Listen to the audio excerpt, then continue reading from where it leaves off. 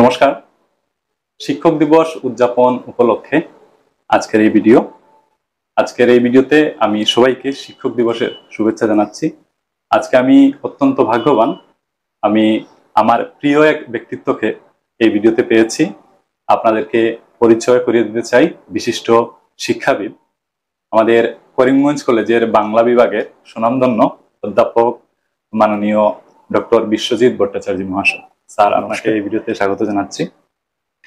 শিক্ষক দিবস উদযাপন উপলক্ষে আপনাকে শিক্ষক দিবসের শুভেচ্ছা জানাই।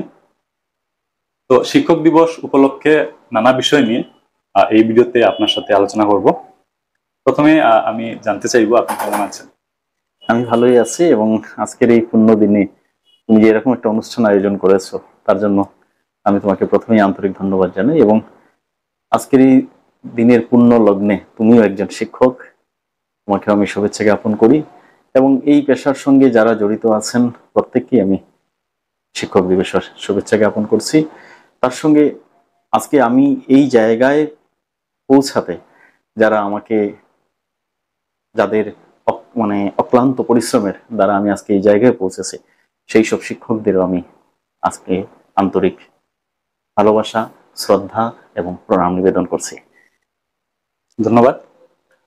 আপনার কাছ থেকে প্রথমে জানতে চাইবো, শিক্ষা শব্দটিকে আপনি কিভাবে মূল্যায়ন করবেন বা বিশ্লেষণ করবেন? দেখো, একটা জিনিস হচ্ছে, আমরা তো এখন শিক্ষাটা মনে হয় অনেক সময় যে খুব সহজলভ্য বিষয়। আসলে শিক্ষাকে তো এতটা সহজভাবে আমরা বলতে পারি না। তার দুটো দিক আছে। একটা হচ্ছে যে স্বশিক্ষা, আর আরেকটা দিক আমরা বলবো যে এডুকেশনাল ইনস্টিটিউশনে আমরা যে শিক্ষা লাভ করি সেই শিক্ষা। তো প্রশ্ন হচ্ছে যে কোন শিক্ষাটা আমাদের প্রয়োজন। এখন দুটো শিক্ষাই কিন্তু আমাদের প্রয়োজন। আজকে আমাকে যদি কোথাও চাকরি করতে হয়, কোথাও যেতে হয়, তাহলে কিন্তু আমাকে কোনো একটা ইনস্টিটিউশন থেকে আমাকে সার্টিফিকেট নিতে লাগবে। কিন্তু তার সঙ্গে আরেকটা জিনিসও খুব জরুরি, সেটা হচ্ছে নৈতিক শিক্ষা, বা আমরা যেটাকে বলতে পারি স্বশিক্ষা। যারা প্রমথ চৌধুরী তার বই পড়া প্রবন্ধে একটা জায়গায় বলেছিলেন যে সুশিক্ষিত লোক মাত্রই কিন্তু স্বশিক্ষিত। অর্থাৎ স্বশিক্ষিত বললে আমরা কি বুঝবো? এখন একটা জায়গায় একজন চাকরি করছেন, অনেক বড় পোস্টে চাকরি করছেন, কিন্তু তার কথাবার্তা, তার ব্যবহার এমন যে তার সঙ্গে কোনো জিনিসই হয়তো আলোচনা করা যায় না, বা তিনি এমন ভাবে ব্যবহার করেন যে তার সাথে হয়তো 2 নম্বর দিন কথা বলতেও ইচ্ছে করবে না। বা এমন একটাও জায়গায় হতে পারে যে আমরা কোনো একটা কাজে কোনো একটা বড় অফিসে গেলাম, কিন্তু একটা আমার ছোট্ট কাজ একটা হয়তো, কিন্তু হাঁটতে হাঁটতে দেখা যাচ্ছে যে আমরা বলতে পারি যে আমাদের চপ্পল ছিঁড়ে যাচ্ছে, কিন্তু তারপরে কাজটা আমি আদায় করতে পারছি না। তো এই জায়গায় আমরা বলবো যে শিক্ষাটা ঠিক প্রপারলি কি এই জায়গায় এক্সিকিউট হয়েছে কিনা। যে এটা হয়তো আমার কাছে একটা কি আছে, আমি কাগজে পত্রে আমি হয়তো শিক্ষিত হয়েছি, আমার কাছে বড় বড় ডিগ্রি আছে, কিন্তু বড় ডিগ্রি থাকলেই যে আমি শিক্ষিত হতে পারবো এটা কিন্তু নয়, আমি এটা মনেও করি না। কারণ দেখুন, আমি অনেক সময় ক্লাসেও বলি যে আমাদের কি হয়, আমরা যখন আমার বাড়িতে একজন কাজ করতে আসে, একজন যে কাজ করে, কোনো কাজই কিন্তু ছোট না, প্রত্যেকটা কাজেরই গুরুত্ব কিন্তু সমান। আজকে যে কাজ করছে আর যে কলেজে পড়াচ্ছে, তার গুরুত্ব কিন্তু সমাজে দুজনেরই আছে। কারণ আমি কিন্তু নিয়ে গিয়ে কাজ করতে পারবো না আরেকজনের বাড়িতে, অথচ আমার বাড়ির কাজ করতে গেলে আমার আরেকজনকে ডাকতে লাগে। সুতরাং দুটো কাজকেই কিন্তু সমান গুরুত্ব একটা সোসাইটিতে। অর্থাৎ যেমন উপরের স্তরের প্রয়োজন, তেমনি নিচু স্তরের কাজ করার মানুষও প্রয়োজন। যদি একদিন এরকম জায়গায় চলে যায় যে আমার বাড়িতে কোনো মানুষ কাজ করার নেই, আমি বাড়িতে একটা অনুষ্ঠান করব, সেখানে প্যান্ডেল বানানোর মানুষ নেই, তাহলে কিন্তু আমরা সবাই আটকে যাব। তো এই জায়গা থেকে আমার মনে হয় প্রত্যেকটা মানুষের তার নিজের কাজের সম্মান জানানো উচিত। এবং এটাও আমি বিশ্বাস করি যে যে মানুষটা যে কাজ করছে তাকে সে কাজে এক্সপার্ট হতে হবে। এক্সপার্ট না হলে আজকের এই যে দিন, সেখানে শুধুমাত্র হয়তো সার্টিফিকেট নিয়ে দাঁড়ালেও কোনো কিছু মিলবে না। সার্টিফিকেট তো অবশ্যই প্রয়োজন, কিন্তু তার জায়গা হচ্ছে তার নিজের নিজের কাজে সে এক্সপার্ট হবে। আজকে আমি শিক্ষক, আমি যদি ক্লাসে গিয়ে পড়াতেই না পারি, তাহলে আমার শিক্ষকতার মূল্য নেই। আজকে একজন বাড়িতে কাজ করবে, তাকে যখন আমি ডেকে আনবো, সে যদি এই কাজটা প্রপারলি না করতে পারে, তাহলে কিন্তু তার কাজের মূল্য নেই, আমি কিন্তু তাকে দ্বিতীয় দিন ডাকবো না। আর আরেকটা এই জায়গায় প্রসঙ্গে আমি বলছিলাম যে আসলে শিক্ষাটা তাহলে কোন জায়গায়। একজন দেখবেন যে বড় অফিসের একজন খুব শিক্ষিত মানুষ, সেও কিন্তু অভদ্র আচরণ করছে যখন তার কাছে কোনো কাজে আমরা যাচ্ছি। কিন্তু আবার একই জায়গায় আমরা হয়তো কোনো একটা টুকটুক চালাচ্ছেন একজন, অটো চালাচ্ছেন একজন, আমি কিন্তু বড় ডিগ্রি আছে আমার, আমি কিন্তু ডাকছি ও টুকটুকালা, ও অটোওয়ালা বলে সম্বোধন করছি, কিন্তু সে কিন্তু কোনো ছোট কাজ করছে না। অটো চালাচ্ছে বা টুকটুক চালাচ্ছে মানে কোনো ছোট কাজ নয়, সেই কাজটা করছে বলেই আমার সুবিধা হচ্ছে, আমি যেতে পারছি। কিন্তু আমার বাবার সমান, কাকুর সমান আমি মানুষকে কিন্তু কাকু ডাকতে আমার মানে হেজিটেট হচ্ছে, দাদা ডাকতে আমার সমস্যা হচ্ছে, বা যে দাঁড় কাজ করে সেটাকে আমি দালা বলে সম্বোধন করছি। তাহলে ওই জায়গা থেকেই প্রশ্ন উঠে আসা যে শিক্ষাটা আসলে কোন শিক্ষা? যে মানুষটা আমি অফিসে যাওয়ার পরে অভদ্র আচরণ করছে, অভদ্রভাবে কথা বলছে, আবার রাস্তায় যে টুকটুক চালাচ্ছে সেই মানুষটা আমাকে বাবা বলে সম্বোধন করছে, মা বলে সম্বোধন করছে, মা কোথায় যাবে, বাবা কোথায় যাবে? তাহলে শিক্ষাটা কি শুধুমাত্র সার্টিফিকেটের অর্জিত শিক্ষার মধ্যে মানে কি সীমাবদ্ধ, না শিক্ষাটা অ্যাকচুয়ালি আমাকে আয়ত্ত করতে হবে? আমার মনে হয় এই জায়গাতে দুটো জিনিসের যা সংমিশ্রণ ঘটবে, যে আমার স্বশিক্ষাও থাকবে, আমি নিজেকে আয়ত্ত করব, তার সঙ্গে আমার ইনস্টিটিউশনের যে শিক্ষা, সে শিক্ষাটাও যখন জড়িত হবে, তখন বোধহয় মানুষ একটা সত্যিকার অর্থে একজন স্বশিক্ষিত হতে পারবে, বা যাকে আমি সুশিক্ষিত বলতে পারি। আমার এটাই মনে হয় আর কি। ধন্যবাদ। যদিও আপনার বক্তব্যে এসে গেছে, আমি জানতে চাইবো শিক্ষা আর প্রকৃত শিক্ষা, তো প্রকৃত শিক্ষাটাকে আপনি কিভাবে দেখেন? আসলে আমি এই কথা প্রসঙ্গে আমি কথাগুলো এই মুহূর্তে বলেছি, আসলে প্রকৃত শিক্ষা তো এই জায়গা থেকেই। হ্যাঁ, এখন ধরুন আমি একজন শিক্ষক, আমি একজন শিক্ষক, কিন্তু আমার উদ্দেশ্যটা কি? ক্লাসে গিয়ে আমি ছাত্রদেরকে, আমাকে রাখা তো হয়েছে এর জন্যই যে আমি যে বিষয়টাকে পড়াবো সেই বিষয়টা যাতে আমি ছাত্রদের সামনে বোধগম্য করতে পারি। ছাত্র যদি আমাকে কথাগুলো নিতেই না পারে, আমি ক্লাসে গিয়ে বললাম আমি 45 মিনিটস ক্লাসে গিয়ে আমি একটা বিষয় আলোচনা করেছি, কিন্তু 45 মিনিট পর দেখা গেল যে আমি যে বললাম 45 মিনিট আমার সময়, এবং ছাত্ররা যে 45 মিনিট সময়টা দিল, এই দুটো সময়ের মধ্যে কি হচ্ছে, কোনো অ্যাকচুয়ালি সংযোগই হলো না, কোনো কমিউনিকেশনই ঘটলো না, জাস্ট সময়টা জাস্ট নষ্ট হলো। তো এই জায়গাতে কি হচ্ছে, আমাকে তো সেভাবে তৈরি হতে হবে। আমার কাছে ডিগ্রি আছে, আমি বলেছি, আমি হয়তো আমার যা যা করতে লাগে চাকরি পেতে আমি সব করে নিয়েছি, কিন্তু এই জায়গাতে আমি নিজেকে কতটুকু তৈরি করতে পেরেছি? তো আমি একটা জিনিস মনে করি যে একজন মানুষ যদি গোল্ড মেডেল পায়, সে কিন্তু ভালো শিক্ষক নাও হতে পারে, কিন্তু একজন মানুষ যদি থার্ড ডিভিশনে পাশ করে, সেও কিন্তু ভালো শিক্ষক হতে পারে।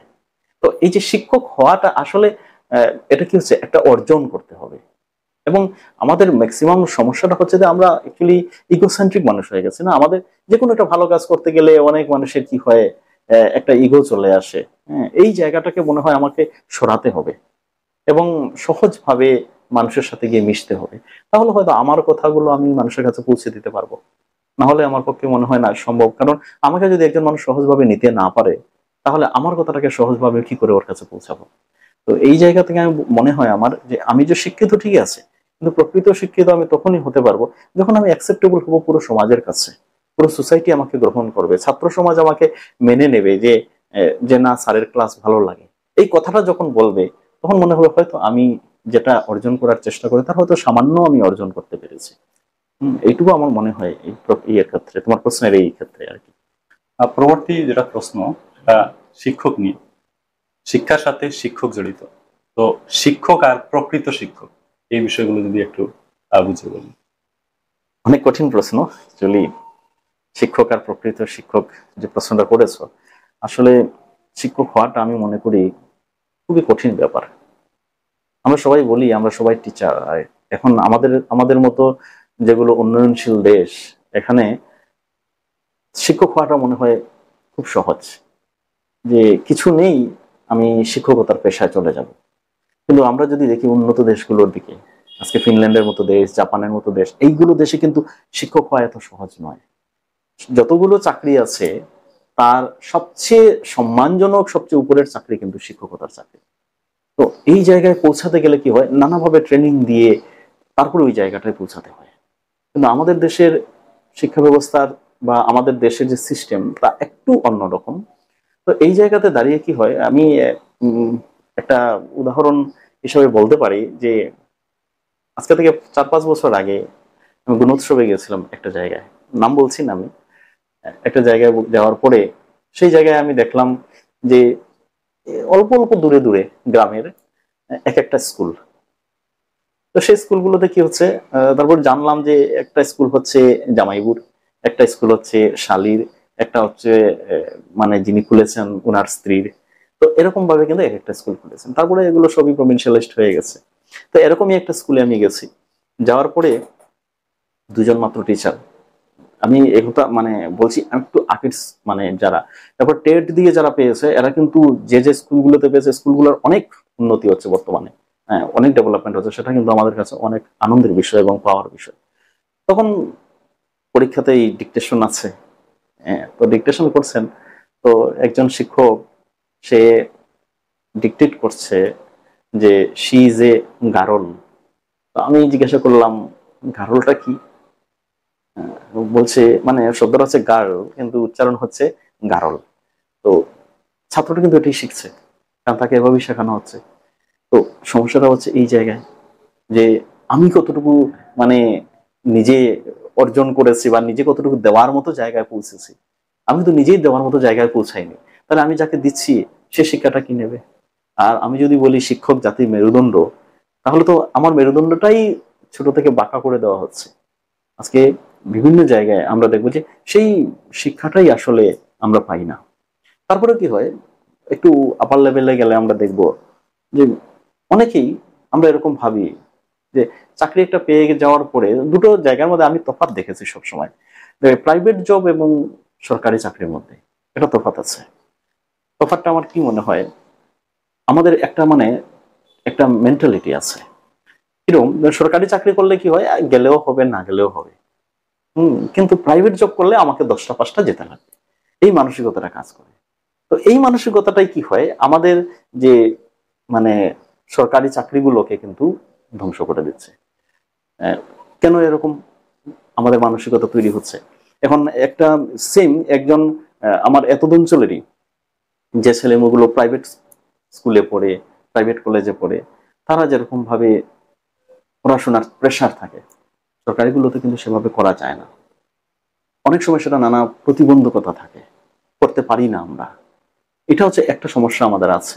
আরেকটা সমস্যা হচ্ছে যে আমরা অনেকেই হয়তো দিতেও চাই না, এটাও কিন্তু আছে যে ঠিক আছে আমি বুঝলে বুঝুক না বুঝলে নাই, আমি আমার ক্লাসটা করে এসেছি। আমার মনে হয় প্রকৃত শিক্ষক হতে গেলে আমাদের এই সমস্ত দিকে একটু চিন্তা করতে লাগবে যে আমি কাকে পড়াতে যাচ্ছি ক্লাসে, এদের মানে কোয়ালিটি কি আছে, কোন জায়গা থেকে ওরা উঠে আসছে, আমি কোন লেভেলে বললে পরে ওরা এই কথাগুলো নিতে পারবে। এই জায়গাগুলো হয়তো একটু চিন্তা করার প্রয়োজন, কারণ না হলে আমার বলা এবং ওদের শোনা কোনোটাই প্রকৃত অর্থে কারো লাভ হয় না, সময়টা এমনি নষ্ট হয়। তো এই জায়গায় যদি আমরা সেই জিনিসগুলাকে মানে চিন্তা করতে পারি, তাহলে একটা দিক হতে পারে আমরা হয়তো আমাদের কোয়ালিটিটাকে এনহ্যান্স করার কথা আমরা ভাবতে পারি। 2 নম্বর হচ্ছে সময়ানুবর্তিতার প্রয়োজন আছে। আমরা এই কথাটাও আমার খুব খারাপ লাগে যে ইন্ডিয়ান টাইম বলিয়া আমরা নিজেরা নিজেদেরকে অনেক সময় হেয় করি। আমরা নিজেই বুঝি না যে কখন মানে নিজেকে ছোট বানাচ্ছি। যখনই বলি কোনো একটা অনুষ্ঠান শুরু হচ্ছে, কোনো একটা কিছু হচ্ছে, না ইন্ডিয়ান টাইম 5টায় বললে এটা ছোটা শুরু হবে। এই যে মানসিকতা, এই মানসিকতা এই জায়গাগুলো থেকে বোধহয় আমাদের সরে আসতে লাগবে। মানে আমাকে পাংচুয়াল হতে হবে। একজন শিক্ষককে যদি পাংচুয়াল না হয় তাহলে কি করা হবে? কলেজে যদি বেল পড়লে, স্কুলে যদি বেল পড়লে আমি ওই টাইমেই ক্লাসে যেতে পারি, তাহলে আমাকে সব জায়গায় এরকম ভাবতে হবে, সময়ানুবর্তিতার কথা ভাবতে হবে। প্রকৃত শিক্ষক হতে গেলে আমার যে সাবজেক্টে আমি পড়াতে যাব সেই সাবজেক্ট সম্বন্ধে আমার একটা ধারণা, খুব ভালো ধারণা থাকতে লাগবে, এবং ধারণার সঙ্গে সঙ্গে সেটা যে আমি প্রেজেন্ট করব, খুব কঠিন বিষয়কে যত সহজভাবে প্রেজেন্ট করা যায় সেই বিষয়টাকে আমার ভাবতে লাগবে। আমরা অনেকে এটা করি যে অনেকে ভাবি যে খুব কঠিন কঠিন শব্দ দিয়ে খুব কঠিন ভাবে প্রেজেন্ট করে না জানি হয়তো আমি অনেকটা কিছু করে দিয়েছি, কিন্তু আলটিমেট আমার সামনে যারা শ্রোতা তারা হচ্ছে মেইন বক্তা। শ্রোতার যদি কানেকশন না ঘটে তাহলে মাঝখানে কথাগুলো কিন্তু কোনো কাজে লাগে না। তো আমার মনে হয় যে শুধুমাত্র শিক্ষক হলেও হবে না, নিজেকে প্রতিনিয়ত তৈরি করার মানসিকতা আমাদের থাকতে হবে। কারণ আমরা দেখো কেউ তো আর সবকিছু জানি না এই সংসারে, এবং যতদিন বাঁচি ততদিন শিখি, এটা আমরা সবাই জানি। আমাদের সেই জায়গাতে কি হবে, প্রতি মুহূর্তে আমরা শিখবো এবং শিখে নিজেকে তৈরি করব, এবং যার জন্য আছে তাদের জন্যই আমরা কাজ করব। হয়তো এরকম ভাবে আমাদের একটু ভাবতে হবে আমার মনে হয়। ধন্যবাদ। আমরা বলি যে শিক্ষাই জাতির মেরুদণ্ড। তো ছাত্রছাত্রীদের জীবন গড়ার কারিগর হিসাবে একজন আদর্শ শিক্ষকের কি ভূমিকা হতে পারে আপনার মতে? এই কথাগুলোই আমি তো বললাম যে এগুলো অ্যাকচুয়ালি ছাত্র কি হবে, আমাকে তো ফলো করবে। আমরা কি করি, আমরা তো সব ধরি আমি আজকে স্বামী বিবেকানন্দ, আমি সমাজের কিন্তু একজন আদর্শবান শিক্ষক, তাকে তো আমি ফলো করছি। এখন এপিজে আব্দুল কালাম, তিনি একজন শিক্ষক। আমরা তার চরিত্র, তার কথাবার্তা, তার মানে চলন, তার বেশভূষা সবই কিন্তু আমরা ফলো করছি। তো একজন শিক্ষকও কিন্তু মানে ছাত্রর কাছে এভাবেই নিজেকে রিপ্রেজেন্ট করতে হবে। কারণ এখানে যদি আমার কাছে যদি 2000 ছাত্র থাকে যারা আমাকে ফলো করছে, আমাকে দেখছে, এবং কেউ কেউ হয়তো আমাকে অনুসরণ করারও চেষ্টা করছে। দুটো দিক তো থাকে সব সময়, অনুকরণ আর অনুসরণ। তো অনুকরণ তো কেউ করতে পারে না, কেউ কারো মতো হবে না। কিন্তু ভালো জিনিসটাকে কি করব, আমি গ্রহণ করার মানসিকতা আমার থাকবে। এবং অনেক ছাত্র আছে যে যারা ভালোবাসে এবং বলে অনেক সময় যে আমি আপনার মতো শিক্ষক হতে চাই বা আমি আপনার মতো হতে চাই। তো এই যে জিনিস বলাটা, এটা কিন্তু অনেক শিক্ষককে, অনেক ছাত্র কি করে অনুসরণ করে। তো শিক্ষককেও সেভাবে নিজেকে তৈরি করতে লাগবে, যাতে সব দিক দিয়ে সে বেশভূষার ক্ষেত্রেও হোক, কথাবার্তার ক্ষেত্রেই হোক, প্রেজেন্টেশনের ব্যাপারেই হোক, সব দিক দিয়ে কি করতে হবে, ছাত্র যাতে তাকে অনুসরণ করার মতো হয়, সেই দিকটা হয়তো আমরা নিজেরা তৈরি করব আর কি। কারণ আমরা কিন্তু রোল মডেল সমাজে ছাত্রদের কাছে আমরাই। এটাই আমার এখানেই। ধন্যবাদ। একটু স্পেসিফিক একটা জিনিস জানতে চাইবো যে একজন আদর্শ শিক্ষকের অ্যাকচুয়ালি কি কি গুণাবলী থাকা দরকার, একটু যদি খুব ব্রিফলি একটু বলেন। আদর্শ শিক্ষকের গুণাবলী বলতে আমি একটু আগে কথা প্রসঙ্গে কথাগুলো বলে দিয়েছি। যেমন বিষয় সম্পর্কে তার ধারণা, একটা ধারণা, মানে ক্লিয়ার ধারণা থাকতে লাগবে। গোলমাল ভাবে বুঝিয়ে দিলে ক্লাসে গিয়ে এটা কিন্তু হবে না। যে অনেকে আছে যে কোনো মতে বুঝিয়ে দেওয়া আছে, আরেকটা আছে, আরেক রকম ভাবনা আছে কি, অনেকে আমরা অনেক সময় পড়াতে গেলে কি হয়, পড়ে যেতে লাগে, প্রস্তুতিটা নিতে লাগবে। অনেক সময় আমরা কি প্রস্তুতি না নিয়ে ক্লাসে যাই। প্রস্তুতি না নিয়ে ক্লাসে গেলে যেটা হয়, তারা যা বলছে আর আমি যা বলতে চাইছি সেটার মধ্যে ওই সংযোগ হবে না। প্লাস অনেক সময় কি হয়, আমি প্রস্তুতি নেইনি বলে কোনো একটা জিনিস ক্লাসে গিয়ে একটা আনসার লিখে চলে আসলাম। কিন্তু আমাকে বুঝতে হবে যে একটা ছাত্র নিজে কিভাবে উত্তর তৈরি করতে পারে, সেই জায়গাটা ধরিয়ে দেওয়া। সে তৈরি করবে, কিন্তু সেই তৈরি করার জায়গাটুকু ধরিয়ে দেওয়ার কাজ কিন্তু আমাদের। তো সেই জায়গায় যখন একজন প্রকৃত শিক্ষক হবে বা আদর্শ শিক্ষক হবে, তো সে শুধু নোট লিখিয়ে দিয়ে তার কাজ শেষ না, সে নিজে ভবিষ্যতে তৈরি করতে লাগবে। তো অর্থাৎ সমস্যাগুলোকে ধরে দেওয়া, সমাধান সে নিজে করুক। যখন আমরা এটা করতে পারবো, তখন ছাত্রদের নিজের ব্রেইনটা কাজ করবে। না হলে সবকিছু রেডিমেড হয়ে যাচ্ছে, তাকে কাজ দিতে লাগবে। আমরা প্রাইভেট স্কুলগুলোতে বা কলেজগুলোতে দেখি হোমওয়ার্ক যে বিষয়টা থাকে, হোমওয়ার্ক বিষয়টা থাকলে কি হয়, সে নিজে কাজ করবে। তো এটা একটা বিষয় থাকবে। সময়ানুবর্তিতাটাও খুব প্রয়োজন। অনেক সময় আমরা কি করি, ক্লাসের সময় দীর্ঘ সময় নষ্ট করে অল্প সময়ের জন্য ক্লাসে যাই। তো এইটাও ঠিক নয়। কারণ অনেক দূর দূরান্ত থেকে ছাত্রছাত্রীরা এসে অপেক্ষা করে কিন্তু ক্লাস হয়তো সে করবে। এই জিনিসগুলো আমাদের মাথায় রাখতে হবে। কারণ আমার জন্য আমার ক্লাসে 50টা মুখ বসে আছে। তো যদি আমি না যাই, ওদের ওরা ওরা কিন্তু অনেক কষ্ট পায়। আমি দেখেছি অনেক সময় কি হয়, ছাত্ররা ক্লাস করতে এলো, কোনো কারণে ক্লাস সাসপেন্ড হয়ে গেল, তখন কিন্তু অনেকের অনেক কষ্ট হয়। কারণ কি, অনেক দূর দূরান্ত থেকে আসে ছাত্ররা, অনেক টাকা খরচ করে আসে ছাত্ররা। তাদের কাছে হয়তো একদিনের আসা যাওয়ার খরচ 100 টাকা, 100 টাকা দিয়ে এলো, তারপর ঘুরে যাওয়ার পরে দেখা যাচ্ছে সে চিন্তা করছে এবার যে আমার আজকের দিনের 100 টাকাটা এমনি গেল, আমি তো কিছুই পেলাম না। সে তো একটা আশা করছে আমাদের কাছ থেকে কিছু পাবে। তো এই জিনিসগুলো বোধহয় আমাদের চিন্তা করা উচিত। আর বিশেষ করে যদি এই জেনারেশন কথা আমরা এভাবে না ভাবি, তাহলে আমাদের দায়িত্ব থেকে হয়তো আমরা সরে আসবো। তো এই দিকগুলো আমরা একটু দেখবো, মানে আমার মনে হয় ভাববো একটু। আরো একটি প্রশ্ন, আজকালকার দিনে ছাত্রছাত্রীদের নৈতিক আর সামাজিক মূল্যবোধের যে শিক্ষা, সেটা কতটুকু জরুরি? আসলে কিছু কথা বলতে ইচ্ছে করে, কিন্তু বললে বিতর্কিত হয়ে যায়, এটা চিন্তা করে বলতে ভয়ও লাগে।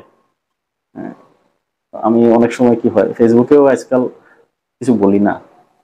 বললে কি হয়, আমি সহজ, দেখো, মত প্রকাশের অধিকার তো সবার আছে। এখন সেই মতের কারো মিল হবে, কেউ মিল হবে না, কেউ মানবে, কেউ মানবে না, সেটা হতেই পারে।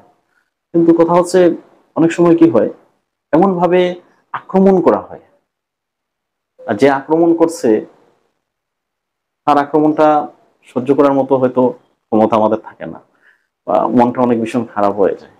তো আসলে কথাগুলো বলছি এই কারণে, তুমি যেহেতু সামাজিক অবক্ষয়ের কথা বলছো, নৈতিক অবক্ষয়ের কথা বলছো, বা শিক্ষার কথা বলছো, এই জায়গাতেই প্রশ্নগুলো আসে। আজকে আমি একটা কথা বললাম, সেই কথাটা তোমার ভালো নাও লাগতে পারে, সেটার প্রতিবাদ করার একটা ধরন থাকবে, কিন্তু প্রতিবাদটা কোন স্তরে গিয়ে কিভাবে করব, সেটা কিন্তু আমাদের বুঝতে হবে। মতানৈক্য তো হবেই, মতের অমিল ঘটবেই যে কোনো জায়গায়। আজকে আমি যেখানে চাকরি করবো সেখানে কি সবার সাথে আমার খুব মতের মিল হয়?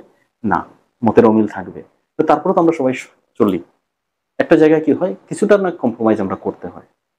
তো এই জায়গা থেকে সমস্যা অনেক আছে। একজন শিক্ষক শুধু ক্লাসরুমে শিক্ষা দেবেন সেটা নয়, অনেক সময় তাকে বলতে হবে, সামাজিক দায় দায়িত্বটুকু বোঝাতে হবে, নৈতিক দায় দায়িত্বটুকু তাকে বোঝাতে হবে। যদি আমরা এইটুকু কাজ না করি, তাহলে হয়তো শিক্ষকতা মনে হয় এই জায়গাতে আমরা মানে অসফল হয়ে থেকে যাব। আজকে প্রসঙ্গক্রমে আমি বলতে পারি, হয়তো অনেকের ভালো লাগবে না কথাগুলো, যখন আমরা ছোট ছিলাম তখন আমরাও দুর্গাপূজা দেখেছি। দুর্গাপূজাতে ভাসান হতো, ভাসান হওয়ার পরে আমরা কোলাকুলি করেছি। ভাসানের মধ্যে কি আছে, একটা ভাবনা জড়িত আছে এখানে। আমরা একটা বছর ধরে অপেক্ষা করি মা আসবেন। মা আসার পরে যখন আমরা পুজো দিই, পুজোর মধ্যে কি হয়, আমরা ঘট বসাই। ঘট বসিয়ে সেখানে কিন্তু মন্ত্র দিয়ে কি করা হচ্ছে, প্রাণ প্রতিষ্ঠা করা হয়। শব্দগুলো কিন্তু খুব গুরুত্বপূর্ণ বিষয়। প্রাণ প্রতিষ্ঠা করি কিন্তু আমরা, মানে সেটাকে জীবিত করি। জীবিত করে কি হয়, 3 দিন আমরা পুজো করলাম। 3 দিন পুজো করে যখন আমাদের দশমীতে আসে, সেই দশমীতে আমরা কি করি, আবার পুরোহিত মশাই কি করেন, পুজো শেষ করে ঘটটা নাড়া দিয়ে কি করেন, তিনি যেটা প্রতিষ্ঠা করেছিলেন প্রাণ, সেটাকে তিনি এবার সরিয়ে দিলেন ঘট নাড়ানোর মাধ্যমে। তার মানে কি হলো, ব্যাপারটা দাঁড়ালো কি, যে এবার এই যে কাঠামো, এই কাঠামোটা কিন্তু মৃত। এখন আমি যদি ভাবি যে মায়ের কাঠামো নিয়ে রাস্তায় নাচতে নাচতে যাব, তাহলে সেই জায়গায় সামাজিক অবক্ষয় কি নেই? প্রশ্নটা আমি যদি তোমাকেও করি, গানটা এখানে যখন ভাসানো হতো, কি গাওয়া হতো, মাকে ভাসাইয়া জলে কি ধন লইয়া যাব ঘরে, ঘরে গিয়া মা বলিব কারে। আরে, মাকে ভাসাইয়া জলে, এটার মধ্যে কি আছে, একটা করুণা আছে, একটা বেদনা আছে। কিন্তু আজকে বেদনার জায়গাটা উল্টো আনন্দে পরিপূর্ণ হয়ে গেছে। তার জন্য কাকে দায়ী করবো আমরা? আনন্দের জায়গাটা এক, আগেও হতো, আজকে থেকে বেশি বছর আগে নয়, আজকে থেকে 8-10 বছর আগেও কিন্তু এরকম ছিল না। অনুষ্ঠান হতো, অনুষ্ঠানের পরে অর্কেস্ট্রা হয়েছে, গান হয়েছে, মজা হয়েছে, সব হয়েছে। কিন্তু ধর্ম একটা জিনিস, আর আনন্দ করার একটা জিনিস। ধর্ম শব্দটাকেই যদি আমি বিকৃত করে ফেলি, ধর্ম মানে কি, ধারণ করে আছে, আমি একটা ভাবনাকে ধারণ করছি। কোন ধারণা? যেটা সমাজকে সুন্দরভাবে সুস্থভাবে পরিচালিত করে। সেই সুস্থভাবে পরিচালিত করার ধারণাটাকে আমি কি করলাম, আমি বিকৃত করে দিচ্ছি। তাহলে এইখানে দায়িত্ব শুধুমাত্র শিক্ষকের বললে ভুল, সমাজেরও তো আছে। কারণ সমাজই তো আমাদের প্রকৃত শিক্ষা দিচ্ছে। আমার বাড়িতে, আমার আশেপাশে যারা আছেন, যারা বয়োজ্যেষ্ঠ আছেন, তাদের কি ভাবতে হবে না বিষয়গুলো, কেন এরকম হবে?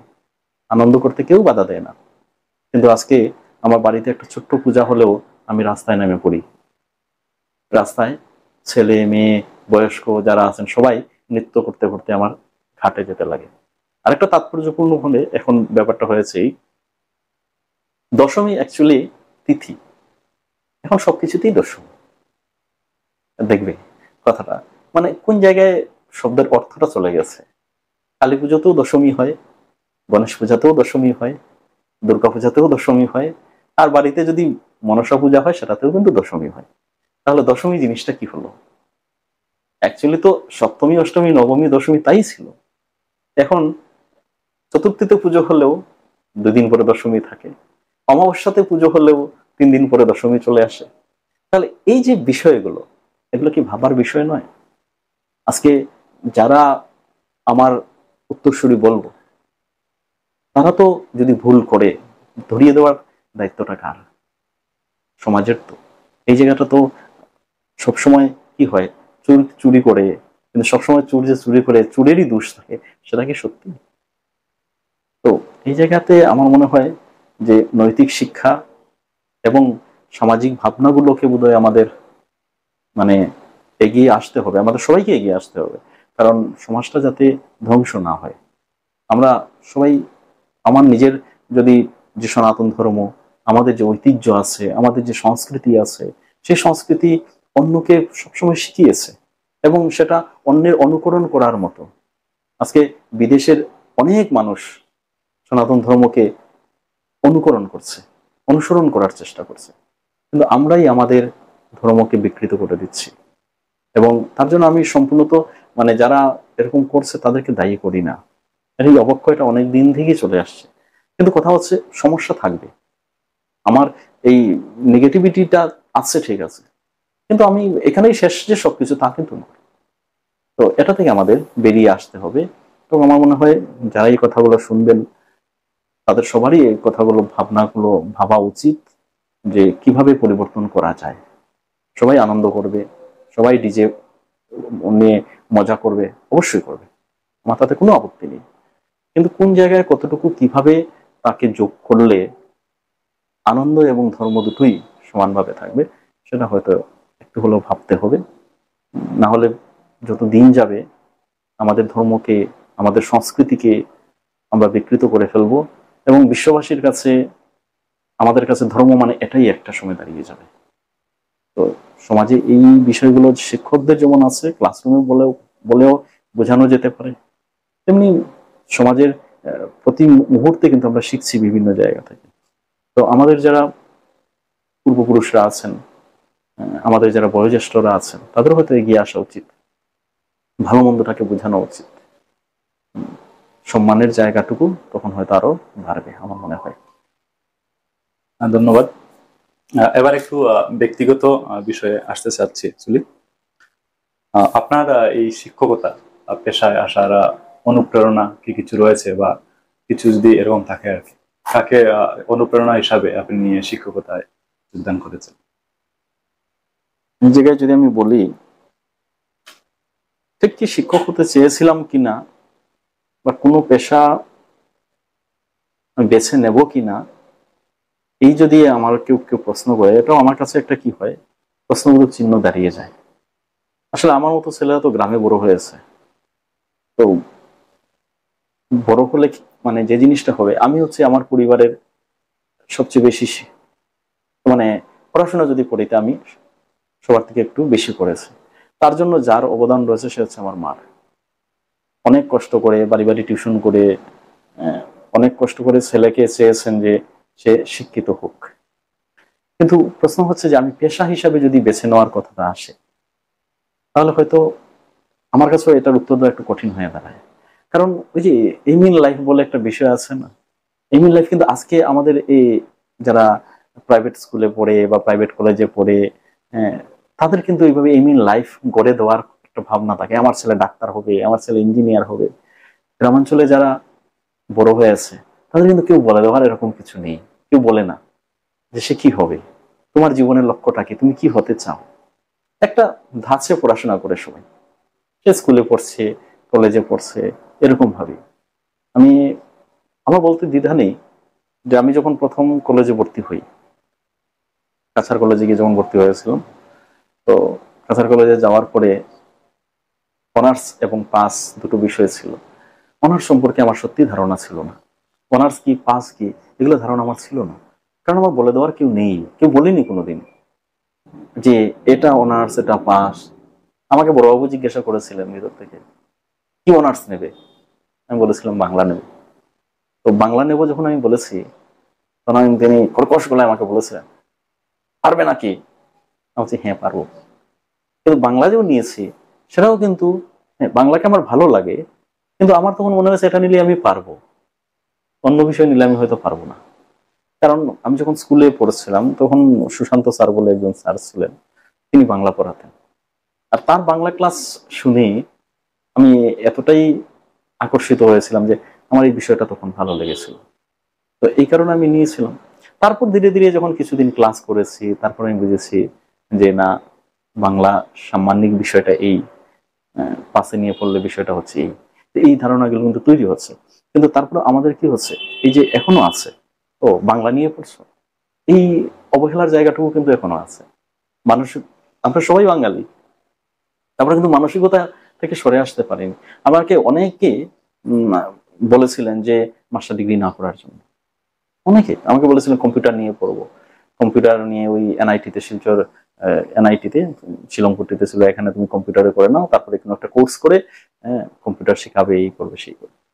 তো জানি না, সেদিন আমি হয়তো একটু মানে কঠিনভাবেই সিদ্ধান্ত নেওয়াটা আমার ভালো হয়েছিল পরের দিকে, যে না, আমি বলেছিলাম না, আমি মাস্টার্সটা করব। সেই মাস্টার্স করা, এবং সেই মাস্টার্স করেছিলাম বলেই পরবর্তীতে নেট দিয়েছিলাম, সেটা পাশ করতেও পেরেছিলাম। তো এই কারণে তারপরে এইভাবে এভাবে হয়েই একটা সময় আমি করিমগঞ্জ কলেজে আমি চাকরিটা পেলাম। তো সে যেভাবেই হোক, কিন্তু আমি চেষ্টা করি যাতে মানে আমার যেটা ডিউটি, আমার ডিউটিটা যাতে আমি ঠিকভাবে পালন করতে পারি। এই প্রশ্নটা যদি কখনো কোনো ছাত্র না করে যে স্যার ঠকিয়েছিল, সেটা তো 100% কেউ দিতে পারবে না। আমি বলতে পারিনি কি আমি কতটুকু পড়াতে পারি, কিন্তু চেষ্টা করা, তো চেষ্টাটা তো করতে পারি, সেই চেষ্টাটা করি। এবং ছাত্ররা যদি একটু আমাকে ভালোবাসে, এটাই হচ্ছে আমি, আমার কাছে বড় পাওনা। একজন শিক্ষক যেই শিক্ষকতা করে, শিক্ষকের কাছে সবচেয়ে বড় পাওনাটাই হচ্ছে ছাত্রের ভালোবাসা। ছাত্র যদি ভালোবাসে, তাহলে সেই শিক্ষক সফল আমি মনে করি। এটাই। ধন্যবাদ।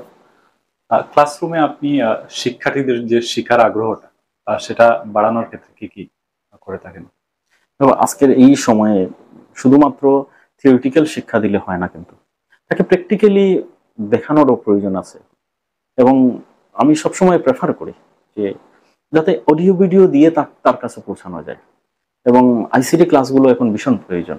একটা মানুষ যখন একটা চোখে দেখে, এবং তারপর যখন আমরা সেটাকে অ্যানালাইসিস করি, বলি, তখন সে সেভাবে ধরতে পারে জিনিসটাকে। এমনি বললেও সে নিতে পারে। তার মানে কি আগে যারা শিক্ষকতা করেছেন তারা ভুল করেছেন? এটা তো নয়। অনেক দিগ্গজ যারা ছিলেন তারা তো এই সমাজটাকে গড়ে গেছে। কিন্তু অনেক অনেক টেকনিক্যাল বিষয় কিন্তু এখন পড়াতে হয়। বাংলা বললেই যে শুধু, যে বাংলাতে শুধু গল্প উপন্যাস এমন কিছু এখন নয়। বাংলাতে কমিউনিকেশনের মতো সাবজেক্ট আছে, বাংলাতে স্কিলের বিভিন্ন বিষয় আছে, সেগুলো আমাদের পড়াতে হয়। সেই বিষয়গুলো কি হয়, শুধুমাত্র ক্লাসরুমে বললে আমার মনে হয় গুলো একটু সমস্যা থেকে যায়। তার সঙ্গে যদি আমরা দেখাতে পারি, এবং আইসিটি ক্লাসের আমি খুব বেশি প্রেফার করি এবং সবসময় বলি যে এভাবে তৈরি করো, এভাবে বোঝাও। দেখা এবং শোনা, তার সঙ্গে যে সংযোগ হয়, তাতে ছাত্ররা আরো বেশি ক্যাচ করতে পারে। তো এটাকে আমি খুব বেশি প্রেফার করি। ধন্যবাদ। পরবর্তী যেটা প্রশ্ন আমি আপনাকে করতে চাই, দেখুন আমাদের ক্লাসরুমে কয়েক ধরনের ছাত্রছাত্রী আছে। কেউ রয়েছে মেধাবী, কেউ আবার একটু মাঝামাঝি, আর কেউ হচ্ছে দুর্বল। তো এদের মধ্যে সামঞ্জস্য আপনি কিভাবে ক্লাসরুমে মেনটেন করেন? আসলে আমাদের এখানকার ক্লাসরুমে যারা আছে তারা কিন্তু ম্যাক্সিমামই কি হচ্ছে, গ্রামাঞ্চল থেকে উঠে আসছে।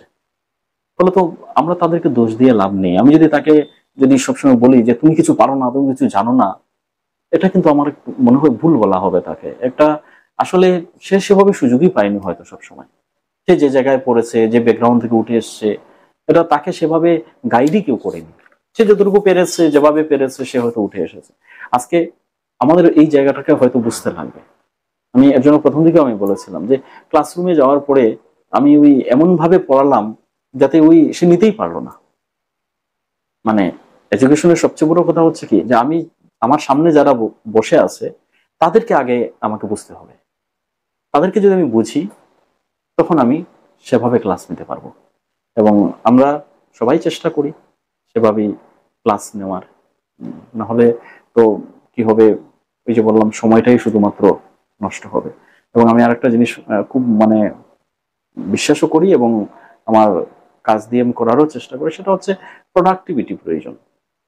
আজকে আমার বাংলা বিভাগ আছে, সেখান থেকে যদি কোনো প্রোডাকশনই তৈরি না হয়, যদি কাউকে যদি আমি অনার্স পড়িয়ে বা ডিগ্রি কমপ্লিট করিয়ে তাকে যদি আমি মাস্টার্সে পাঠাতে না পারি, সেকে যদি প্রস্তুত করে না আনতে পারি, তাহলে হয়তো আমাদের পড়ানোটা কিছুটা হলেও ব্যর্থ আমার মনে হয়। কারণ একটা সময় প্রশ্ন এটা আসবে যে আপনারা যে দীর্ঘদিন ধরে, আপনি 10 বছর ধরে পড়িয়েছেন, 15 বছর ধরে পড়িয়েছেন, আপনার প্রোডাকশনটা কোথায়? এই প্রশ্নটা কিন্তু আসবে। তো এই জায়গাতে কি হবে, নিজের যদি মানে স্বইচ্ছায় ভালো না বাসা যায় কাজটাকে, তাহলে কিন্তু প্রোডাকশনটা তৈরি হবে না।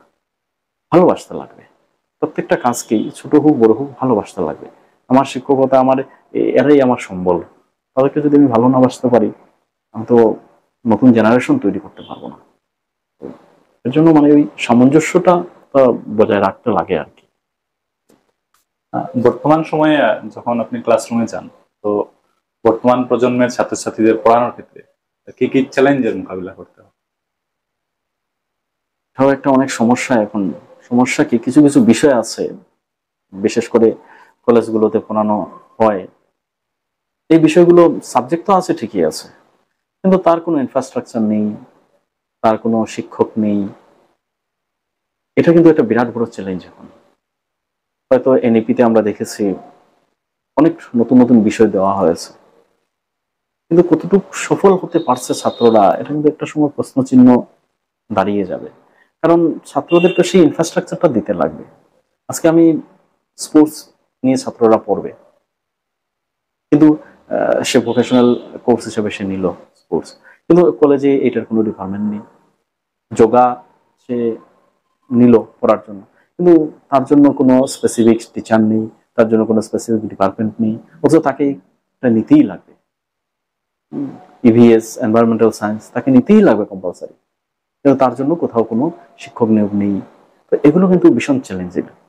কারণ এই কাজগুলো কি হয়, অন্যান্য বিভাগের শিক্ষকরা সেটা হয়তো টেনে নিয়ে যান, চেষ্টা করেন, কিন্তু আলটিমেট কি হয়, নিজের বিভাগকে সামলে অন্য আরেকটা বিষয়কে পুরোপুরি নিয়ে যাওয়া, এটা অনেক কঠিন ব্যাপার একজন শিক্ষকের পক্ষেও।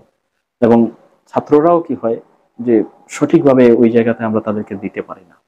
তো এটাও একটা সমস্যা। 2 নম্বর হচ্ছে, এখনের আমি যেটা দেখেছি যে মানুষের নেচারটা অনেকটা চেঞ্জ হয়ে গেছে। আসলে মনে হয় মানুষ এখন কষ্ট করে কম অ্যাকোয়ার করছে, সব এখন ফ্রি পাওয়া যায়।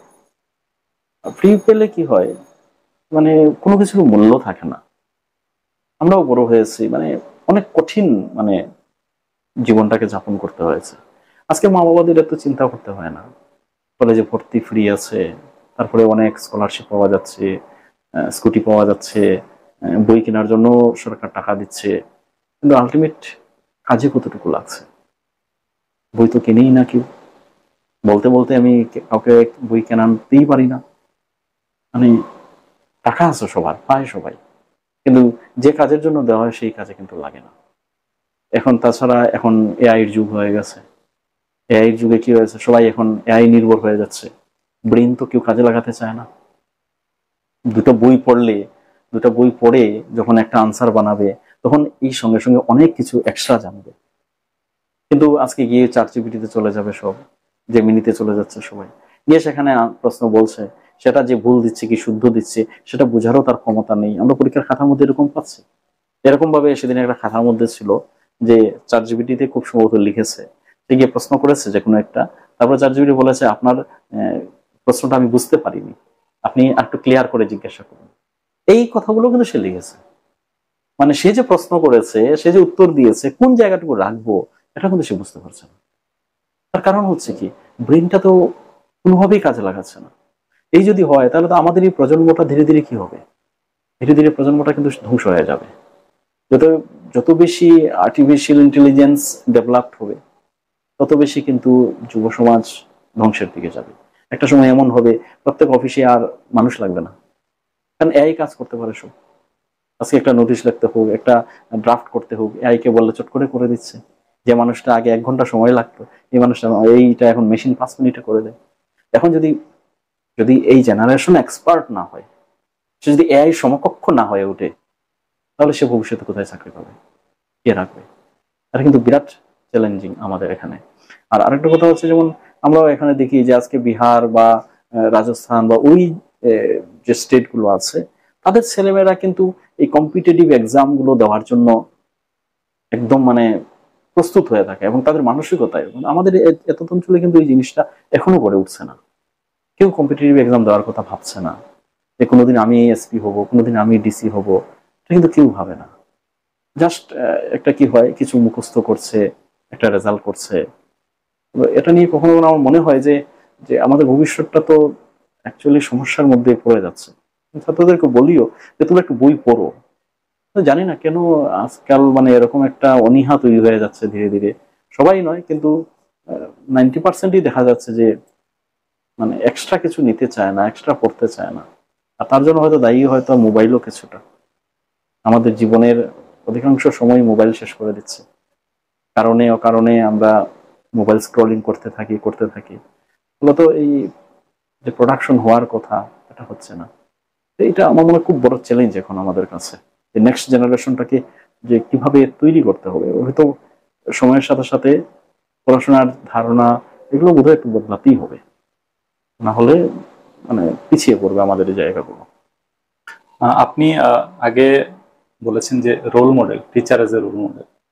তো দেখুন, ছাত্রছাত্রীরা শিক্ষক শিক্ষিকাদের অনুকরণ করে, তারা অনুসরণ করে। তো এই ক্ষেত্রে একজন শিক্ষক কিভাবে একজন ছাত্র বা ছাত্রীর জীবনে রোল মডেল হয়ে উঠতে পারে? রোল মডেল হতে গেলে তো নিজেকে সেভাবে তৈরি করতে লাগবে।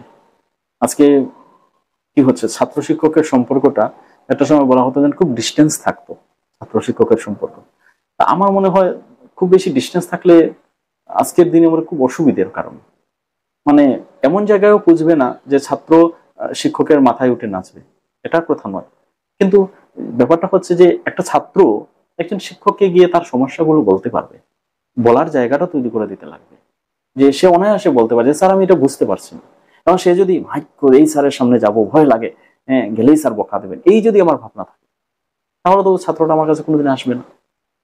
ও ছাত্রটা আমার কাছে আসতে লাগবে, আসতে গেলে কি হতে হবে, আমার ওর কাছে যেতে লাগবে, ওইভাবে আমাকে প্রেজেন্টেবল করতে লাগবে, তাহলে ও আসতে পারবে।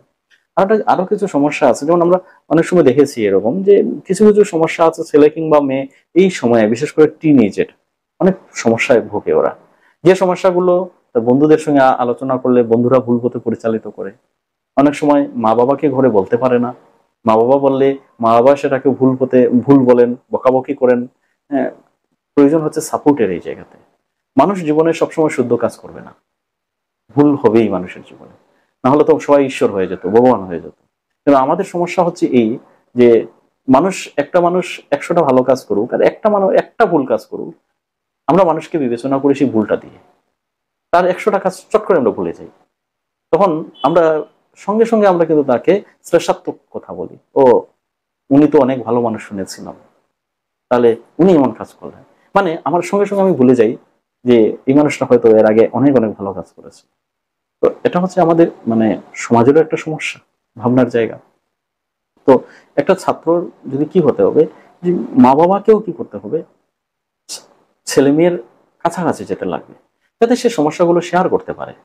এবং শেয়ার করলে তাকে বকা নয়, তাকে বুঝিয়ে দেওয়া, যাতে ভবিষ্যতে এই ভুলটা তার না হয়, এই কাজটা সে না করে, এই জায়গাটা ঘরে মা বাবারা তৈরি করে দিতে লাগবে। এবং শিক্ষকের কাছেও একটা ছাত্র কিন্তু আসবে, সে যদি কোনো জায়গায় যাওয়ার না পায়, সে তো একজন মানুষের কাছে শেয়ার করবে। মা বাবার পরেই যদি শিক্ষক আমরা বলি, তাহলে এই জায়গায় তো সে আসবে। তখন এই রোল মডেল হতে গেলে আমাদেরকে তো এইটুকু মানে নিজেদের মধ্যে গড়ে তুলতে লাগবে, যে আমি ছাত্রের কাছে ফার্স্ট আমি অ্যাকসেপ্টেবল হতে হবে। অ্যাকসেপ্টেবল হতে গেলে আমার কি করতে লাগবে, আমার যেমন নৈতিক দিক চরিত্র থাকতে লাগবে, তেমনি আমাকে একজন সত্যিকার অর্থে শিক্ষক হতে লাগবে। আমি প্রথমেই বলেছিলাম শিক্ষক হওয়াটা খুব কঠিন ব্যাপার, আমরা কেউ শিক্ষক হতে পারি না। এবং আমাদেরকে বিচার করার মূল যে যারা আছে তারা কিন্তু ছাত্র। আমাকে বিচার আর কেউ করতে পারবে না, সমাজ করতে পারবে না। ছাত্র যদি বলে, আমাকে আমাকে প্রিন্সিপাল আমাকে বলতে পারবেন না। ছাত্র যদি বলে যে না স্যার ভালো, দেন ভালো। আর ছাত্র যদি বলেন স্যার খারাপ, তাহলে খারাপ। মানে সেভাবেই তো আমি বুঝবো, কারণ এটাই সবচেয়ে বেশি শুনছি আমার কথা, সবচেয়ে বেশি বুঝতে পারছে।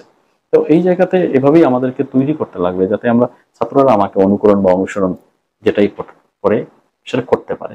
তার জন্য আমাদের গভীর অনুশীলন করার প্রয়োজন, আমাকে সেভাবে তৈরি করতে হবে। না হলে তো সবাই সফল শিক্ষক হতে পারবে না, আর সমাজে তো সবাই সফল শিক্ষক নন। তো এর জন্য বিবেকানন্দ হয়ে উঠেছিলেন, এপিজে আব্দুল কালাম হয়ে উঠেছিল। কেন? তাদের একটা নিজস্ব চিন্তা, নিজস্ব ভাবনা, তাদের জীবন সব উৎসর্গ করে দিয়েছিলেন ছাত্রদের জন্য, সমাজের জন্য। তো আমরা তো সেই জায়গায় পৌঁছাতে পারবো না, আমরা যারা সাধারণ শিক্ষকরা আছি, কিন্তু কিছু কিছু মানুষের তো আমরা উপকার হয়তো করতে পারবো, যদি আমরা নিজেরা সেভাবে তৈরি করতে পারি। আমার মনে হয় এভাবে হতে পারে কিছু একটা পরিবর্তন। বর্তমান শিক্ষা ব্যবস্থা নিয়ে একটা প্রশ্ন। তো বর্তমান শিক্ষা ব্যবস্থায় যদি আপনি কোনো পরিবর্তন চান বা নতুন কিছু যদি সংযোজন করতে চান, সেটা কি হবে? এটা একটা কঠিন প্রশ্ন, অনেক কথা হয়তো বলা ঠিকও নয়। তারপরেও মানে একটা জিনিস কি হয়, আমার কখনো কখনো মনে হয় আর কি, জানি হয়তো এটা অনেক নিয়ে বললে অনেক আমার উপরে রেগে যেতেও পারেন। ব্যাপার হচ্ছে, মনে করো আজকে সিবিসিএস যারা পড়েছে, কদিন আগে সিবিসিএস যারা বেস পাশ করে গেল, আর এখন যারা এনইপি পড়ছে, আমার মনে হচ্ছে এনইপি যারা পড়ছে তারা অনেক লুজার হয়ে গেল। সিবিসিএস যারা পড়েছে তারা অনেক অনায়াসে একটা ভালো পার্সেন্টেজ নিয়ে খুব সহজে বেরিয়ে গেছে। কিন্তু আজকে যারা পড়ছে তারা এতটা বিষয় তাদের ঘাড়ে চাপিয়ে দেওয়া হয়েছে, ঠিক 2-3 বছরের ডিফারেন্সের মধ্যে একদল একসময় খুব বেনিফিটেড হবে, আর একদল কি হচ্ছে পারছে না বোঝাটা বলতে, খুব বেশি প্রেশার হয়ে গেছে। তো এটা বোধহয় সামঞ্জস্যতা রাখা উচিত। না হলে এই একই জেনারেশনে থেকে একদল চাকরি পাবে, একদল পাবে না। যেমন এর আগে আমরা দেখেছিলাম নন সিবিসিএস এর ব্যাপারের ক্ষেত্রে, মাঝখানের সিবিসিএস যারা পড়েছে তাদের কোর্সটা অনেক সহজ ছিল, মার্কস ক্যারি করাটাও অনেক ইজি ছিল, বিষয়ও অনেক কম ছিল। তো কি হচ্ছে, এই যে সামঞ্জস্যতাটা যদি না থাকে, তখন একটা জেনারেশন লাভবান হবে, একটা জেনারেশন লুজার হয়ে যাবে সোসাইটিতে। আপনি ছাত্রছাত্রীদের কাছে ভীষণ জনপ্রিয়। আপনার অ্যাপিয়ারেন্স হোক বা আপনি নিজেকে যেভাবে প্রেজেন্ট করেন, আপনার লাইফস্টাইল ছাত্রছাত্রীদেরকে, ইভেন আমাকেও বেশ আকৃষ্ট করে। তো নিজেকে কিভাবে এত গুছিয়ে রাখেন? না, এটা এরকম কিছু নেই আমার। আমি জাস্ট সহজভাবে চলি।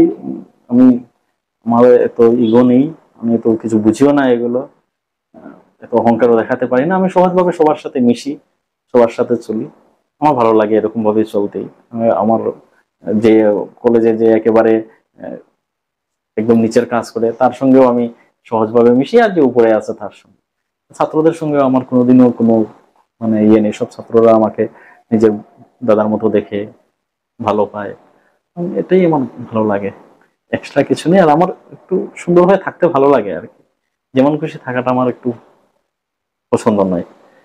আমি, কেউ বলে না যে শুধু গুণ বিচারি, আমি শুধু গুণ বিচারিতে বিশ্বাসী নই।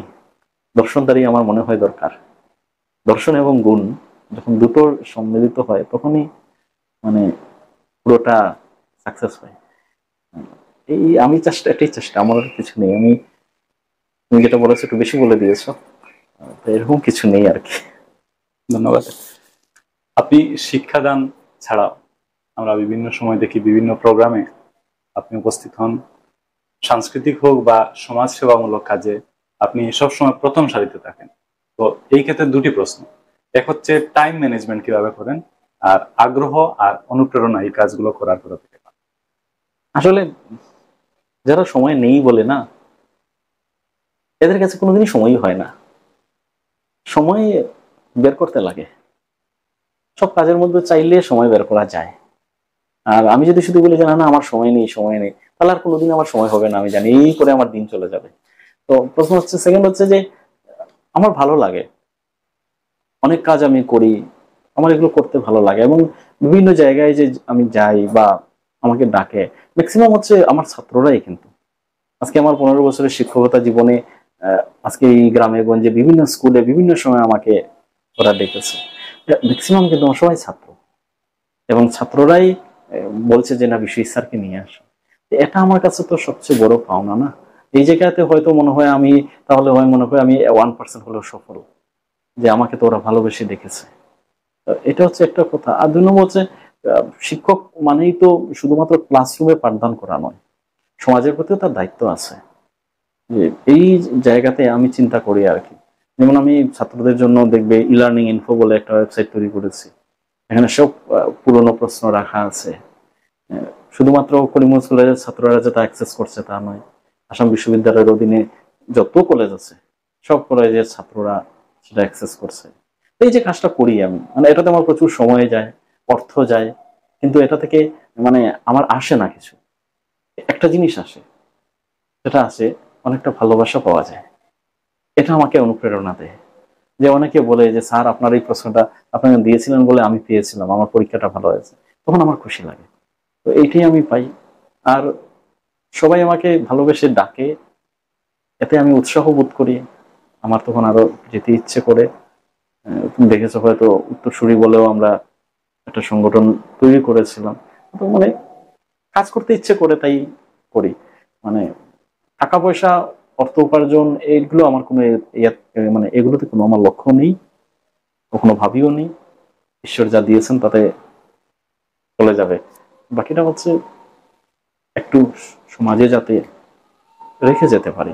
কোনোদিন যদি কেউ বলতে পারে যে না অমুক মানুষটা ছিল, অমুক মানুষটা অমুক কাজটা করে গেছে, এটুকুই।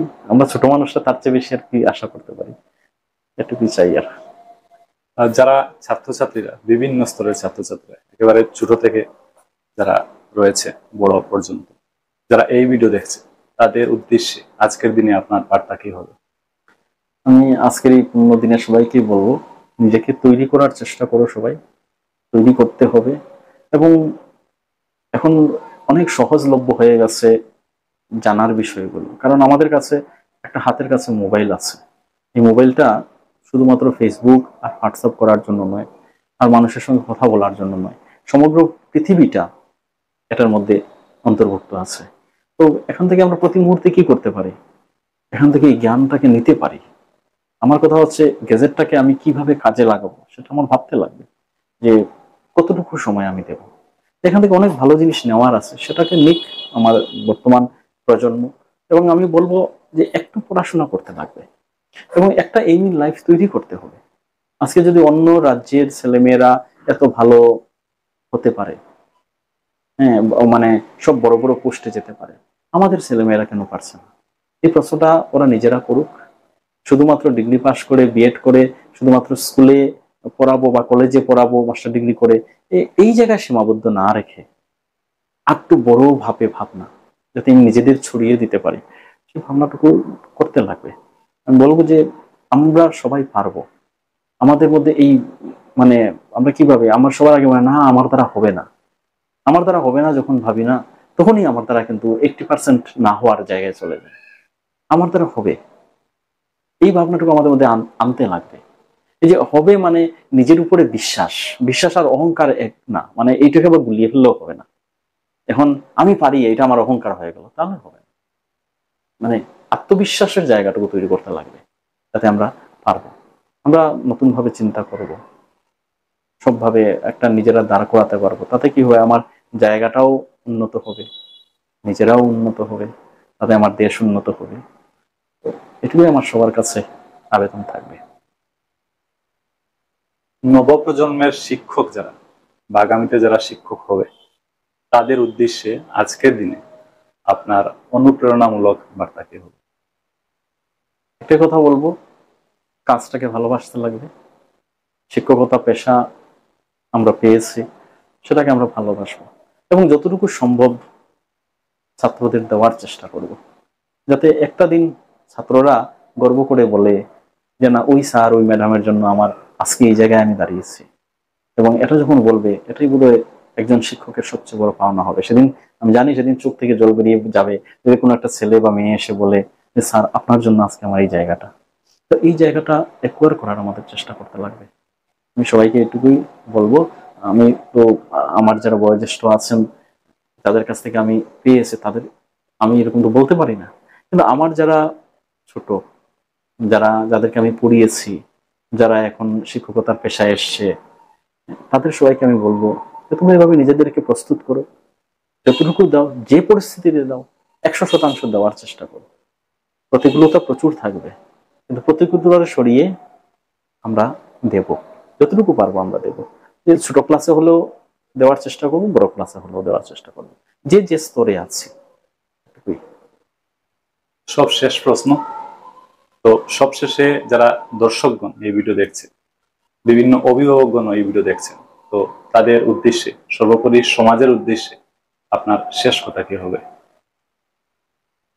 শেষ কথা বললে এটুকুই, আমাদের সবার বোধহয় একটু ভাবতে হবে, শুধু শিক্ষকরা নয়, সমাজের প্রতিটা স্তরের মানুষেরা আমাদের সমাজটাকে সুন্দর করার জন্য কি কি করলে ভালো, সে কথাটা আমার ভাবতে হবে।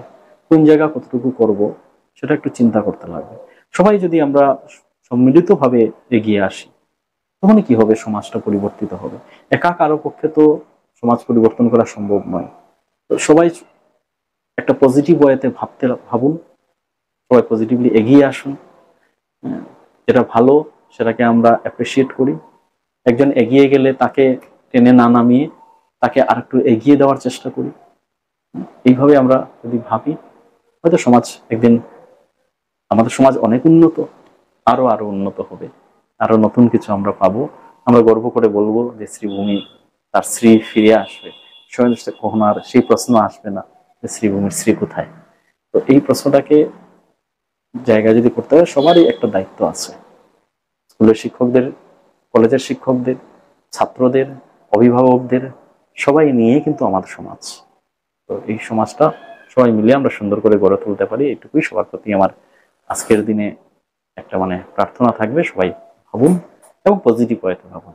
নেগেটিভ থাকবেই, নেগেটিভটাকে সরিয়ে ভালোটাকে আমরা নেব, এবং ভালোটাকে যত বেশি কালচার করা যায় সেটা আমরা চেষ্টা করব। ভিডিওটির একেবারে শেষ পর্যায়ে এসে পৌঁছে গেছি। আপনি বাংলা বিভাগের একজন স্বনামধন্য শিক্ষক, আপনি নিজেও সাহিত্য চর্চা করেন, তো কিছু কি শোনানো যাবে যার মধ্য দিয়ে আমরা এই ভিডিওটির ইতি টানতে পারবো? না, কিছু শোনাতে আমি পারবো না, কারণ হচ্ছে এই জায়গাতেও আমার একটা ইয়ে হয় যে বাংলা পড়ালেই কবি হওয়া যায় না, বাংলা পড়ালেই ঔপন্যাসিক হওয়া যায় না। পড়ানো একটা জিনিস, আর সাহিত্য চর্চা আর একটা জিনিস। এটা কিছুটা জন্মগত নিয়ে আসতে হয়। তো অনেকে আছেন হয়তো বাণিজ্য পড়ান, বিজ্ঞান পড়ান, কিন্তু ভালো কবিতা লেখেন, ভালো উপন্যাস লেখেন, কিন্তু বাংলা পড়ালেই যে আমি পারবো এরকম কিছু নয়। হ্যাঁ, আমি আমার বিষয়টাকে বুঝিয়ে দেওয়ার চেষ্টা আমি করতে পারি, কিন্তু আমি কবিতা লিখতে পারি না, আমি উপন্যাসও লিখতে পারি না, প্রবন্ধ লিখতে পারি, কারণ এতে কি হয়, এটা অন্য বিষয়। কিন্তু এই বিষয়গুলোতে আমি সত্যি আমি এখানে অক্ষম। তো আমি তোমাকে এই জায়গায় আমি কোনো কবিতা শোনাতে পারলাম না। ঠিক আছে, একটি প্রশ্ন আমি অ্যাড করতে চাচ্ছি। যারা বাংলা বিষয় নিয়ে আগামীতে পড়বে, তাদের উদ্দেশ্যে আপনার কি কোনো সাজেশন রয়েছে, বা কোনো কি সাজেশন দিতে চাইবেন যারা বাংলা নিয়ে পড়তে চাচ্ছে আগামীতে?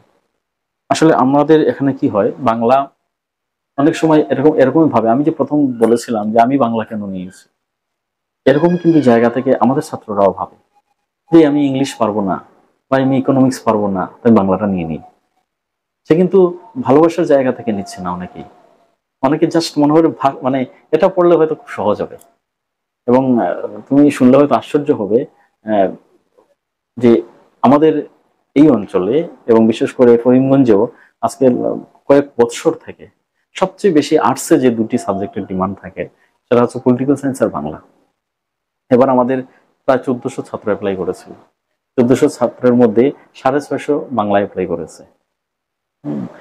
এরকম আরো 650 এরকম তোমার পলিটিক্যাল সায়েন্স অ্যাপ্লাই করেছে। আর অন্যান্য সাবজেক্ট গুলোতে সব মিলিয়ে আরো 6টা সাবজেক্টে সব মিলিয়ে 150 থেকে 200। তো সবাইকে তো আমরা দিতে পারিনি, আমরা হয়তো মাত্র 150 জনকে দিতে পেরেছি বাংলা, বাকিদের আমরা দিতে পারিনি। আর হয়তো অন্য কোথাও গিয়ে এডমিশন নিয়েছে, বা কাউকে আমরা কি করেছি, জোর জবরদস্তি অন্য বিষয়ে আমরা দিতে বাধ্য হয়েছে, কারণ উপায় নেই। যেখানে আমরা বলবো কিন্তু আমরা চয়েস বেসড ক্রেডিট সিস্টেম, কিন্তু চয়েস আমরা সবাইকে দিতে পারি না। ওই জায়গাতেও কি হয়েছে, যারা ভালো মার্কস নিয়ে আসে তারাই চয়েস পায়, যারা একটু অপেক্ষাকৃত কম মার্কস নিয়ে আসে তাদেরকে চয়েস কিন্তু থাকে না, কারণ ইনফ্রাস্ট্রাকচার নেই। তাকে আমি বসানোর জন্য 500 জন বসানোর মতো জায়গা নেই, এটা বসালে ক্লাস করা যাবে না, কারণ তাকে কেউ একটা লিমিটেশন সব জায়গায়ই আছে। তো এই জায়গাগুলোতে দাঁড় করিয়ে যে ছাত্রগুলো পেয়েছে বা ভবিষ্যতে পাবে, আর আমার মনে হয় বিষয়টাকে ভালোবাসুক। আমি যখন কি হয়, ভালো লাগা আর ভালোবাসা দুটার মধ্যে একটা তফাৎ আছে। আমার বাংলা ভালো লাগে, এটা এক অর্থ, আর আমি বাংলাটাকে ভালোবাসি, এটা আরেক অর্থ। ভালো লাগলে ঠিক আছে, চলে, কিন্তু ভালোবাসলে কিন্তু জীবনও দেওয়া যায়। তো বিষয়টাকেও ভালোবাসতে লাগবে। যখন ভালোবাসবো তখন সেটার চর্চা করব, যখন চর্চা করব তখন আমি নিজেও দাঁড়িয়ে যাব, এবং এই আমাদের মাতৃভাষাও অনেক দূর এগিয়ে যাবে। তো সবাইকে আমি বলবো যে হ্যাঁ, বাংলা অবশ্যই নেবে, এবং যে জায়গায় সমাজ, যে জায়গায় অনেকেই এখনো নাকুচু করেন বাংলা নিয়ে পড়ে কি হবে, কিন্তু বাংলা নিয়ে পড়েই একদিন কিন্তু সব হয়েছে। আজকে যারা এই বিভিন্ন বড় বড় অফিসে যারা কাজ করেছে ম্যাক্সিমাম কিন্তু বাংলা স্কুলে পড়াশোনা করে এসছে, কিছু হয়নি, হয়েছে তো বাংলা স্কুলে পড়েই তো হয়েছে। এখন না প্রাইভেট স্কুলগুলো এসছে, তারা যদি করতে পারেন, এই এখনের প্রজন্ম কেন পারবে না? কাউকে ছোট নয়, সবাই, মানে সরকারি স্কুল হোক, প্রাইভেট স্কুল হোক, সবাই সবারটা করে যাচ্ছে, সব শিক্ষকরাই শিক্ষা দান করে যাচ্ছেন, নিজের প্রচেষ্টা করে যাচ্ছেন যাতে ভালো হয়। তো আমরা যারা ছাত্ররা আসবে, তারা যে যেখানে ভর্তি হবে, যে যেখানে পড়বে, তো তার নিজস্ব চয়েস, কিন্তু সে সেটাকে ভালোবাসুক, সে সেটাকে নিজের মতো করে গ্রহণ করুক। চাপিয়ে দেওয়া নয়, চাপিয়ে দিলে কিছুটা হবে, কিন্তু ভালোবাসলে 100% নেওয়া যাবে। তো সেই নেওয়ার জায়গাটা তৈরি হোক। আমি সবার কাছে, আমার ভবিষ্যতে যারা ছাত্রছাত্রী, বর্তমানে যারা পড়ছে, সবাইকে বলবো শুধু বাংলাই নয়, যে যে বিষয় নিয়েছো সবগুলো বিষয় ভালোবাসো, 100% তোমার দাও, দিয়ে নিজেকে তৈরি করো। ধন্যবাদ সবাইকে। ধন্যবাদ আপনাকেও, আমাকে এত সময় দেওয়ার জন্য। আপনার কথাগুলো আমাকে বেশ অনুপ্রাণিত করেছে, এবং আমি আশা রাখছি দর্শক যারা এই ভিডিও দেখছেন সবাইকে অনুপ্রাণিত করেছে, এবং নতুন নতুন অনেকগুলো জিনিস জানার সুযোগ আমিও পেয়েছি এবং দর্শকরাও পেয়েছেন। পরিশেষে আপনি ভালো থাকুন, এবং আগামীতেও বিভিন্ন সময় আপনাকে পাবো এই আশা রেখে আমরা এই ভিডিওটি এখানে ইতি টানছি। আমার খুব ভালো লেগেছে, তুমি মানে আজকে এত ব্যস্ততার মধ্যে, তোমার স্কুলে অনুষ্ঠান ছিল, সেই ব্যস্ততার মধ্যে তুমি আমার কাছে এই সময় বের করে এসছো। কথাগুলো বলতে পেরে আমার নিজেরও খুব ভালো লাগছে। তুমিও ভালো থাকো, তোমার শিক্ষকতার জীবনটা আরো উজ্জ্বল হোক, অনেক সুনাম অর্জন করো। ধন্যবাদ। ধন্যবাদ।